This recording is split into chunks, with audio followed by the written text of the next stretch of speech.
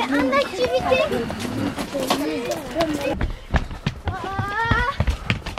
C'est rigolo ici. Mais c'est ça faux. Mais c'est un faux.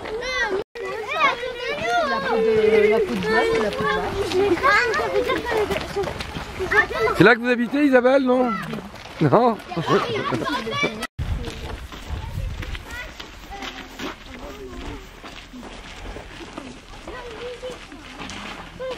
Bonjour à ceux que j'ai pas vus ce matin. Hein, les autres, vous m'avez eu tout à l'heure en atelier poterie.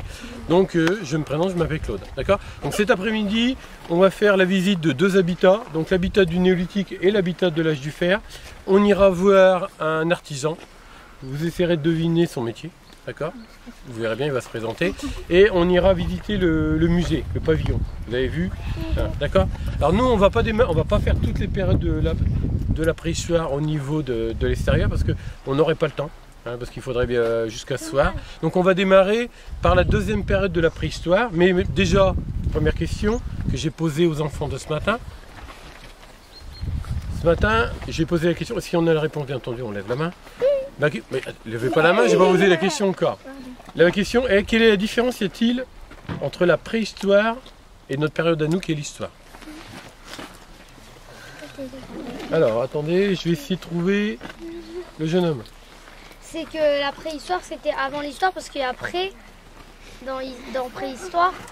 C'est parce que avant l'écriture. Voilà, très bien. Préhistoire, c'est avant l'histoire écrite. Donc l'écriture nous arrive à la fin de la période gauloise, à l'âge du fer. Hein.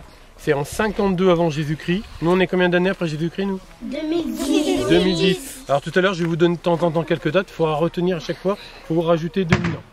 Donc cette grande maison, elle fait à peu près 28 mètres de long pour à peu près 6 mètres de large. Mais c'est pas la plus grande. Pendant très longtemps, on a cru que c'était la plus grande maison de la préhistoire. Et ben on vient d'en retrouver une qui fait, au lieu de 28 mètres de long, fait 80 mètres de long. Et au lieu de faire 6 mètres de large, elle fait 20 mètres de large. Donc l'homme va s'installer à cette époque-là en Picardie. Alors Picardie, les enfants, c'est la région dans laquelle vous êtes. D'accord? Pour construire cette maison, on va devoir, écoute-toi un petit peu, on va devoir couper des troncs d'arbres comme celui-ci avec une hache en pierre polie. Je vous en ferai voir une tout à l'heure. Pour couper un tronc d'arbre, c'est 18 heures de travail. S'il n'y avait qu'un tronc d'arbre, ça serait bien. Malheureusement, il y a plein de troncs d'arbres dans toute la maison. Ensuite, ces troncs d'arbres, eh ben, on ne va pas vivre dans une forêt de troncs d'arbres. Donc on va devoir couper plein de petites branches. Et à cette époque-là, les hommes vont inventer le panier en osier. Ben, leurs maisons vont ressembler à d'énormes paniers en osier. C'est ce qu'on appelle le clayonnage. Ce clayonnage, il n'empêche pas le vent et la pluie. Donc on va devoir fabriquer cette matière qu'on appelle le torchis. Le torchis, on va le fabriquer le long des maisons. Des poils d'animaux, de la bouse de vache qu'on va mélanger ici et qu'on va appliquer sur les murs de la maison. Mais il nous faut un toit. On n'a pas de tuiles en argile. Donc on va couper du roseau. Et là, avec des faucilles, je vous ferai voir après des faucilles qui nous permettent de couper le roseau, on va couper 7 tonnes de roseau. 7 tonnes de roseau qu'on a été trouvé dans la rivière. Donc le roseau pousse dans la rivière. Alors bien entendu, je ne veux voir personne tirer sur le roseau. D'accord? Parce qu'à force de tirer sur le roseau, bon, au bout d'un moment, le toit il tombe. Alors cette maison, elle n'était pas disposée... Oui, la maison n'était pas disposée n'importe comment. Ils ont remarqué que le vent et la pluie arrivaient toujours du même côté. Donc de l'autre côté, si vous écartez un petit peu, vous allez voir, on voit des poteaux serrés les uns sur les autres.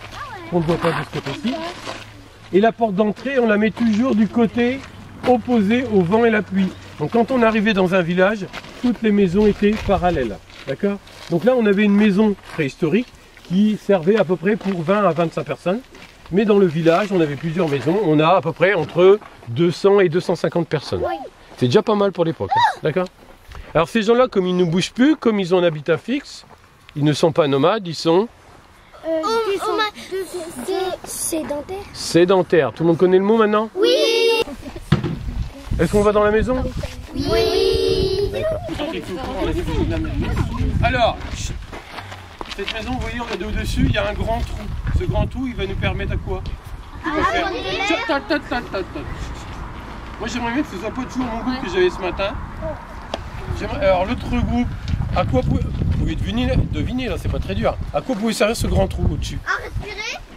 Et toi, t'étais avec nous, toi? À passer l'air. Ouais, ça c'est vrai, à passer l'air, mais pas que l'air. L'air avec de la fumée, très bien.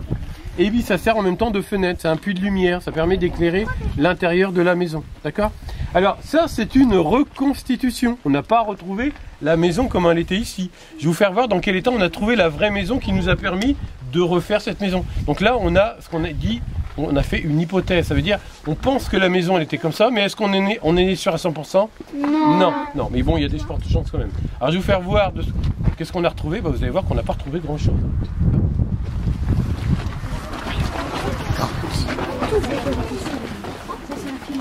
Alors vous mettez en arc de cercle, les plus petits devant. Toi t'es pas très grand. Lisa, elle est où Lisa?